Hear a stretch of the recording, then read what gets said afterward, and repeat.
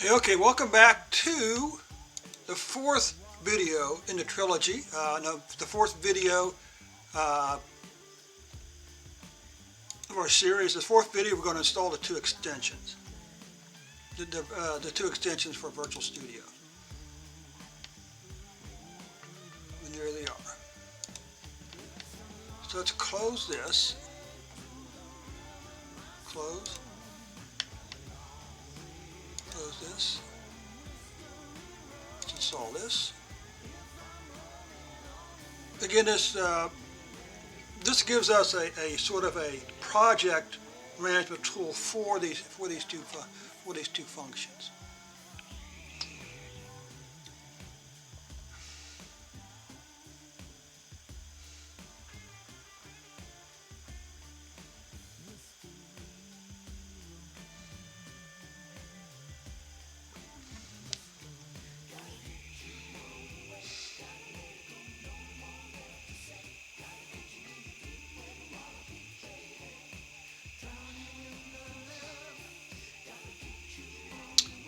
So the server name by default is the machine name.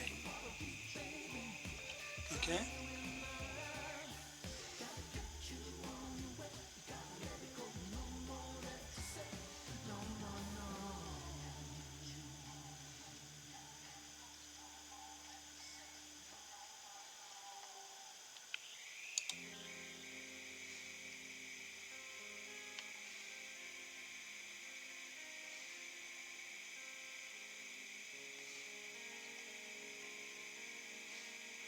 And what you do when you open up Visual Studio, and you create a project, you just select a project framework, okay?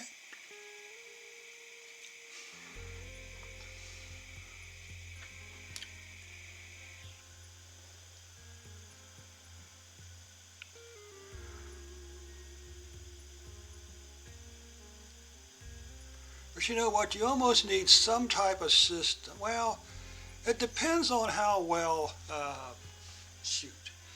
And what if this clean install, we'll be able to actually import Excel files, or at least and to import an Excel file. I just wonder how that would work. Because when I was using SQL Server 2016, I was able to use the Microsoft Access engine, and I was actually able to import Excel files directly into SQL Server. But when I went up to 2022, I couldn't get it to work.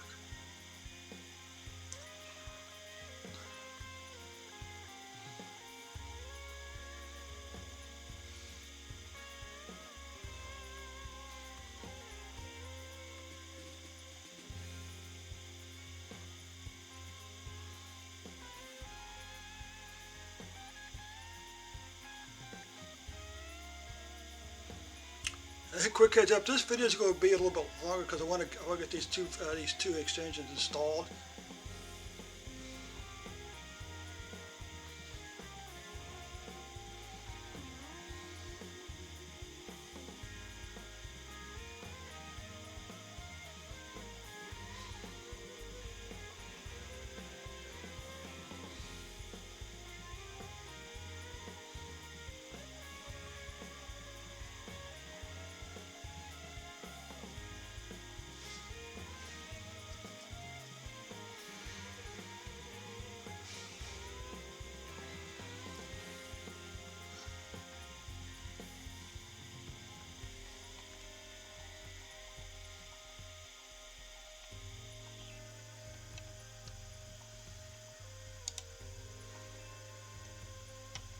I thought I wasn't. I thought I was already.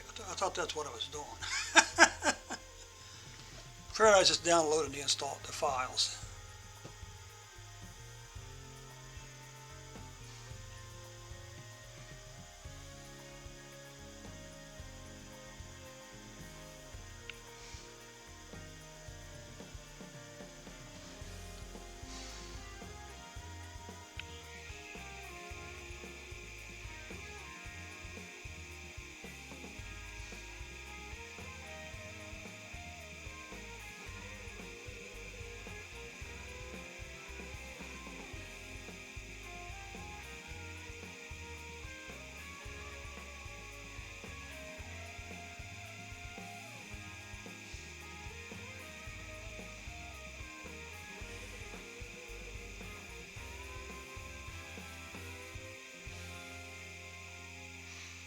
Now, somebody knows the reason to actually create a SQL Server or a Visual Studio login. Let me know, because it seems like there's actually a pretty good reason to do it. I mean, I don't recall what it was. I don't know if it gives you, I really don't know. Unless they give you access to Visual Studio Online or on the cloud or something like that.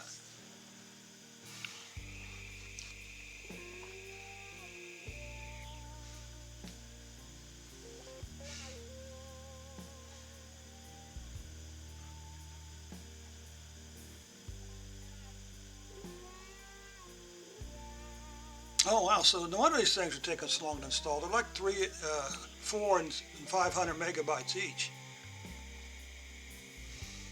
Okay, we got the green line, so that's good.